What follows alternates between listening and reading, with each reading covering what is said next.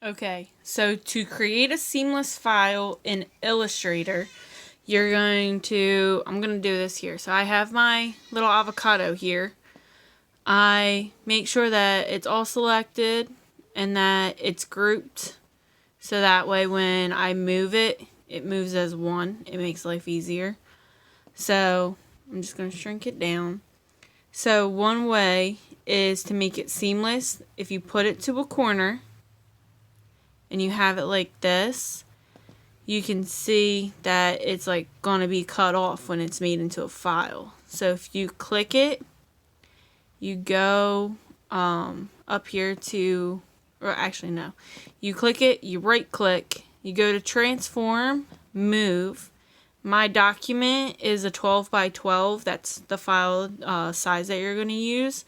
So I want to move it horizontally.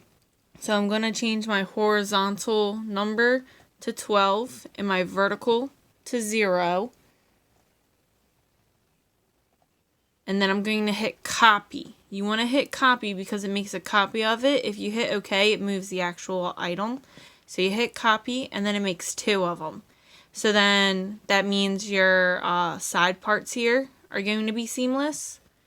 So next step is, sorry. Next step is to highlight both of them because you want everything that's on this layer. If I want to, I can copy and paste another one and have it here. If I offset a little bit, see how there's like a little bit of difference, that's fine.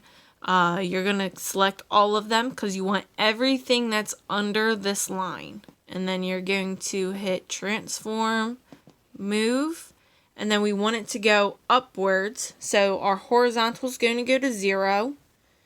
And then your vertical is going to go to negative 12 because we're moving it up.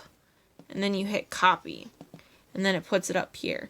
So if you were to start up here, when you move it vertically, you would move it 12 instead.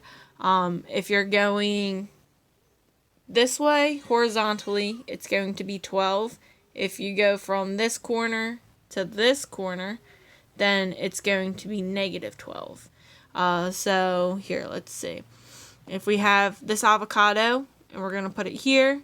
If I want to move it, I'm going to go transform, right click, transform, move, and I'm going to go 12, and vertical is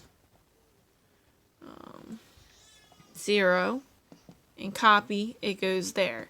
Now if I get rid of that and I want to move it back over there, you right click, transform, move, and we're going to change that 12 to a negative 12.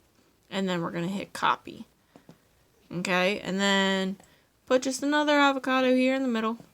And then it's going to make lines. So now you're going to file, and then you're going to save as. I'm going to do avocado pattern 2 because I already have one. And then I save it, hit OK. And then once I save it, I'm going to minimize that. And here it is on my desktop. You got to find it wherever you saved it. And then you're going to right click and you're going to open with Photoshop. So it's going to open up Photoshop. It's going to bring you this. Make sure your mode is not grayscale because otherwise it's going to turn it to gray. So I'm going to hit OK. And then you see how it like cut off everything. The way to test it to make sure that it's actually going to be seamless is to hit edit, define pattern. You just hit enter. And then you're going to open up a new file. And it doesn't matter what size you make it because it's just going to be to play with. So then you're going to take your background layer. You're going to double click, hit enter, make it an actual layer. And then you go up here to layer, layer style. Then you want a pattern overlay because we want to see that the pattern is seamless. So then we're going to choose our avocado pattern. And then you can make it smaller just so that way there's more that's going to show so you can see. And then this is our new avocado pattern. So as you can see, you can zoom in and all of them have everything. Nothing's off-centered. It's all good and dandy. If it wasn't a seamless file, then you would be able to tell because you would see things shift. So now that you know that it's seamless, you go back over to your avocado pattern, which is somewhere. Here it is. Okay. So now we're on our avocado pattern and we're going to file, save as, and you just want to change it to JPEG, save, enter. And then you just want to save as a PNG.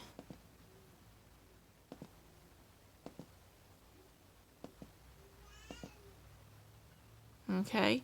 And now you have them saved as both the JPEG and the PNG, and you're good to go. If you make one in Photoshop, you would do your design, and then you can layer, other, or I'm sorry, that's not layer, it's filter, sorry. You go to filter, other, offset, and if you have a 12 by 12 document, you go 1825 and 1825. And you hit OK. And as you can see, it looks exactly the same because it is a seamless file. What it does is it shifts everything over. So then you just want to go back to other, offset, and you want to make sure that it's on back at 0 before you save it if you do offset to make sure that it's seamless. And then you're good to go. Alright, thanks.